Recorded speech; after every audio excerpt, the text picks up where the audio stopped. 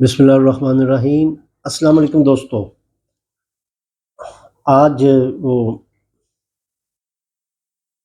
ہر T V پہ ایک ہی خبر چل رہی ہے کہ وہ 6 ججز نے خفیہ ایجنسیوں کی مداخلت کے حوالے سے ایک خط جو ہے وہ سپریم کورٹ کو لکھا ہے، اور اس کے اوپر سپریم کورٹ نے فل کورٹ بھی تشکیل دے دیا تھا۔ سپریم جوڈیشل کونسل کو لکھا ہے لیٹر۔ وہ بعض بندے تو اس پہ گفتگو کر رہے ہیں کہ یہ رائٹ فورم ہے بھی ہے کہ نہیں، ان کو یہ لیٹر جو تھا وہ تو چیف جسٹس کو لکھنا چاہیے تھا، لیکن وہ سپریم جوڈیشل کونسل کو لکھا ہے۔ بہرحال یہ بات تو مجھے میرے لیے کوئی نہیں ہے کہ اس نے کہاں لکھا ہے، کیونکہ یہ قانونی بات ہے، میرے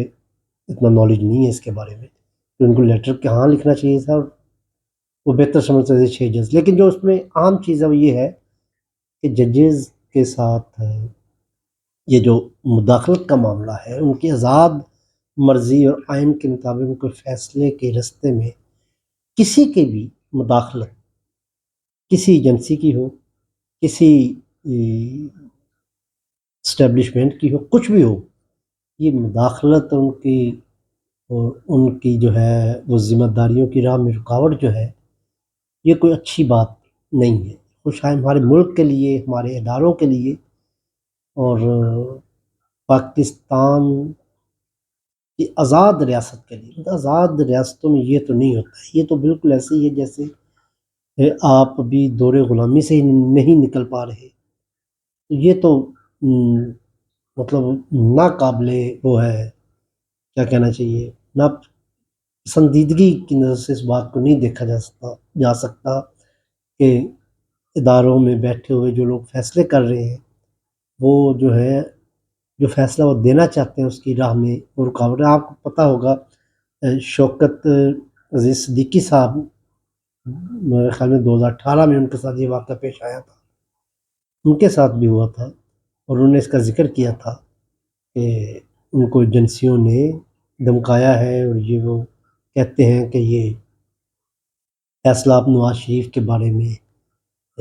نہ دیں ان کے حق میں، کیونکہ مطلب یہ ساری چیزیں جو ہیں یہ پاکستانی قوم کے لیے مطلب زہر قاتل ہوں گی، ان کے نفسیاتی اثرات جو ہوں گے ان کے ذہنوں پر، یہ بہت تکلیف کا باعث ہوں گے، اور اس طرح تو قومیں نہیں پنپ سکتی ہیں۔ مطلب ہر ادارے کو اپنی جو ہے کیا کہتے ہیں، جو آئینی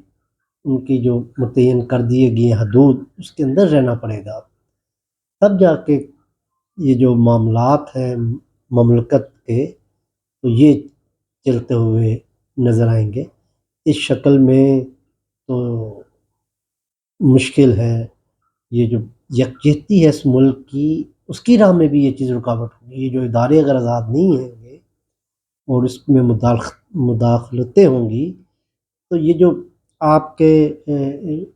جو مملکت خداداد پاکستان ہے، اس کو قائم رکھنا آپ کے لیے مشکل ہو جائے گا۔ ابھی تو آپ اس حادثے سے نہیں سنبھلے ہیں کہ جو آپ کے بنگلہ دیش کے بننے کے بعد، مطلب اپنی ابتدائی عمر میں آزادی کے کچھ عرصے بعد ہی آپ نے مشرقی پاکستان کو کھو دیا۔ اب لیکن ہم پھر بھی اس بات سے کچھ سیکھنے کو تیار نہیں ہو رہے کہ اس طرح تو ملک کو قائم نہیں رکھا جا سکتا۔ اب کس قدر مطلب اگر مداخلت کرتے رہیں گے، ان کی آزادیاں سلب کرتے رہیں گے،